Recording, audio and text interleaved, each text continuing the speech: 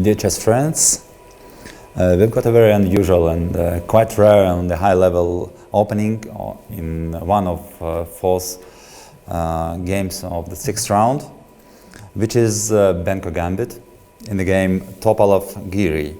I'm not sure that it was intention of both players to play this opening today, but after Veselin Topalov played h4 on the third move, Anish Giri did not want probably to convert the game in the usual for him Grunfeld and played c5. And after d5, b5, we've got this Benko structure. The opening is quite rare, as I already said, in the high-level practice because it's related to the pawn sacrifice, which is quite risky, of course.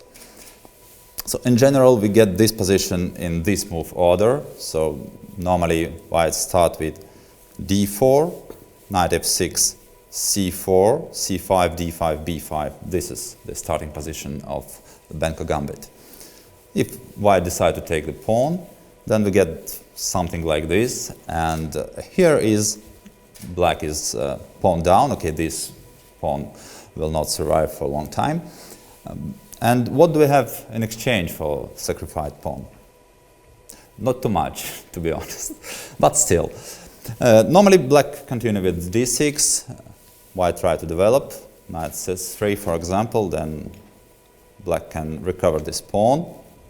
And white has a choice between, for example, knight f3, g6, g4, and developing the bishop onto g2.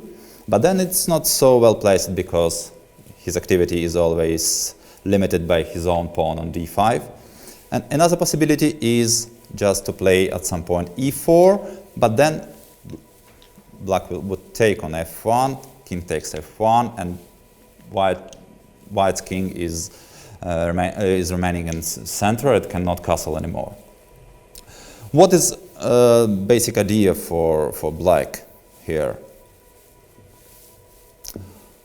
Once the first stage of the game is over, all pieces are quite well developed.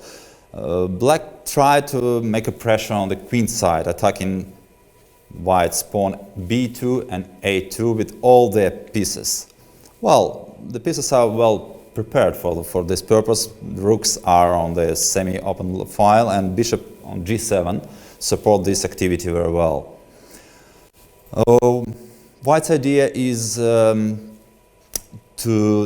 block, to neutralize black's initiative on the queen side, playing, for example, bishop d2, queen c2, b3, taking rook away from the long diagonal, and at some point trying to create some sort of counterplay on the center, pushing e5. If white managed to neutralize black's initiative, he should be fine. But if black managed to create a real play on the queen side and recover one of the sacrificed pawn, he would be much better in the endgame because his pawn structure, is very flexible and much better than white's pawn structure in this way.